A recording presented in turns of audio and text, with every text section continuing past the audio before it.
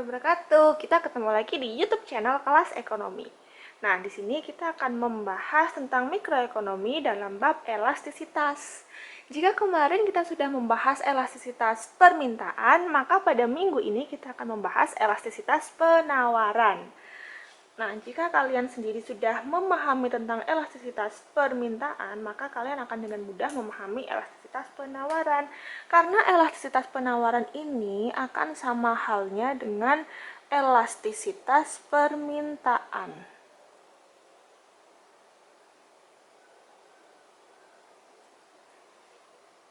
Nah, elastisitas penawaran sendiri adalah tingkat sensitivitas jumlah barang atau jasa atau faktor produksi yang ditawarkan oleh penjual karena adanya perubahan harga barang tersebut. Nah, hampir sama kan elastisitas penawaran dengan elastisitas permintaan. Hanya saja jika di permintaan kemarin adalah harga atau jasa yang diminta, sensitivitas harga dan juga jumlah barang yang diminta. Sedangkan untuk elastisitas penawaran adalah sensitivitas harga dengan jumlah barang yang ditawarkan. Bahkan rumusnya pun sama loh untuk elastisitas permintaan dan juga elastisitas penawaran.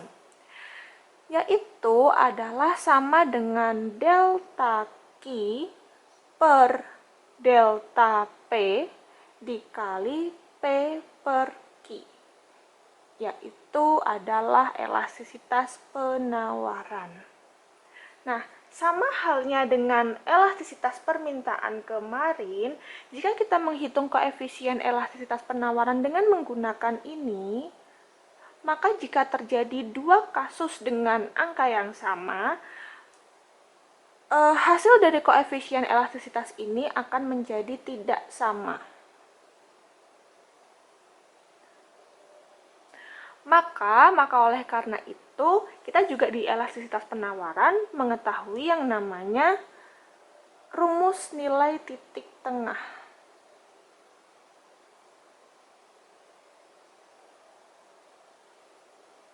Yaitu yang mana kita tahu sama juga dengan elastisitas permintaan kemarin adalah ES sama dengan Q min Q per dalam kurung Q plus Q1 dibagi 2 per P1 min P per dalam kurung P plus P1 dibagi 2. Nah, dengan rumus ini barulah jika ada dua kasus yang berbeda tapi memiliki nilai yang sama, dia akan memiliki nilai yang valid atau sama di antara satu dengan yang lainnya. Selanjutnya kita punya jenis elastisitas penawaran, yang mana jenis elastisitas penawaran ini akan sama dengan jenis elastisitas yang ada di permintaan. Kita memiliki 5, kita ada 5. Nah, yang pertama adalah inelastis sempurna. Nah, seperti pada elastisitas permintaan, inelastis sempurna itu memiliki bentuk kurva yang mana dia adalah vertikal ke atas. Nah, ini sama dengan elastisitas permintaan yang kemarin, di mana elastisitas penawaran adalah sama dengan 0. Karena di sini bisa kalian lihat, dia itu kuantitinya tidak bergerak sama sekali, sedangkan yang bergerak adalah P-nya atau harganya. Maka ketika delta Q per delta P, yaitu di sini 0 per misalkan saja 1. Jadi ES-nya diketahui adalah 0. Nah, ini untuk yang inelastis sempurna. Nah, lalu yang kedua, jenis yang kedua yaitu sama adalah elastis sempurna. Elastis sempurna itu juga memiliki kurva yang bentuknya horizontal. Nah, dia bentuknya horizontal. Ini adalah S, ini tadi juga S. Yang mana kalian di sini ketahui bahwa P-nya itu tidak berubah sama sekali, maka bisa diibaratkan delta P-nya adalah 0. Sedangkan yang berubah di sini adalah Q-nya. Nah, delta Q-nya misalkan saja 1.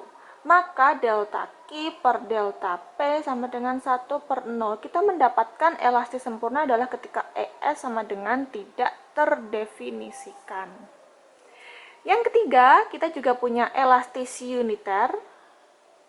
Ini untuk elastis uniter, yang mana kemarin sudah kalian ketahui bahwa elastis uniter itu memiliki bentuk kurva yang tidak curam dan juga tidak tajam. Nah, dia bisa seperti ini atau dia bisa seperti ini. Tidak curam dan tidak tajam. Tuh. Sebagaimana kalian kemarin ketahui, ketika perubahan P itu besarannya sama dengan perubahan Q, sama seperti elastisitas permintaan yang kemarin. Kita ibaratkan delta P adalah 1, delta Q adalah 1, maka delta Q per delta P adalah 1/1. Maka untuk elastisitas uniter kita memiliki sebesar 1. Nah, selanjutnya kita memiliki inelastis. Pada masih ingat bahwa bentuk kurva inelastis itu bentuknya sangat curam. Nah, bisa diibaratkan seperti ini. Set. Ini adalah S. Di mana perubahan harganya itu jauh lebih besar daripada perubahan Q-nya. Ya, jadi kurva inelastis ini perubahan kuantitinya lebih kecil daripada perubahan harganya, atau perubahan harganya yang jauh lebih besar daripada perubahan kuantitinya. Bisa kita ibaratkan berarti delta P-nya adalah 2 dan delta Q-nya adalah 1. Maka ketika delta Q per delta P sama dengan 1/2, kita mendapatkan 0,5. Oleh karena itu, bisa kita simpulkan, maka di sini ES kurang dari 1, sama dengan kurva elastisitas permintaan yang kemarin. Nah, selanjutnya yang kelima, kita punya yang kelima yaitu elastis. Dimana kita tahu bahwa kurva elastis itu memiliki bentuk yang landai. Nah, seperti ini. Adalah S. Yang kita tahu untuk kurva elastis yaitu perubahan harganya jauh lebih kecil daripada perubahan kuantitinya. Nih, bisa kalian lihat perubahan harganya jauh lebih kecil daripada perubahan kuantitinya, atau harganya berubah dikit aja maka kuantitinya akan berubah begitu besar. Maka bisa kita ibaratkan delta P-nya adalah 1 sedangkan delta Q-nya adalah 2. Maka ketika kita memasukkan delta Q per delta P sama dengan 2/1, kita di sini mendapatkan 2. Atau dengan kata lain bisa kita sebut dengan elastisitas penawaran lebih dari 1. Nah, ini adalah untuk elastis.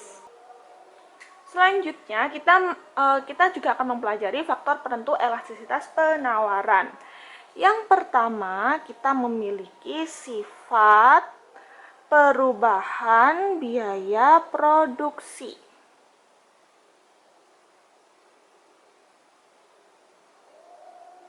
Jadi, jika biaya produksinya, perubahan biaya produksi ya, jika perubahan biaya produksinya itu tinggi, maka sifat barang tersebut adalah inelastis. Tapi jika barang itu bisa diproduksi dengan perubahan biaya produksinya itu rendah atau lebih kecil, maka barang itu akan bersifat elastis. Jadi semakin tinggi perubahan biaya produksinya, dia akan semakin inelastis, tapi semakin rendah perubahan biaya produksinya, dia sifatnya adalah elastis. Lalu faktor penentu yang kedua, kita punya jangka waktu analisanya. Nah, jika di dalam permintaan kemarin kita hanya punya 2 jangka waktu analisa, di dalam elastisitas penawaran kita punya 3 jangka waktu analisa. Yang pertama adalah penawaran sesaat. Yang kedua adalah penawaran jangka pendek. Dan yang terakhir adalah penawaran jangka panjang.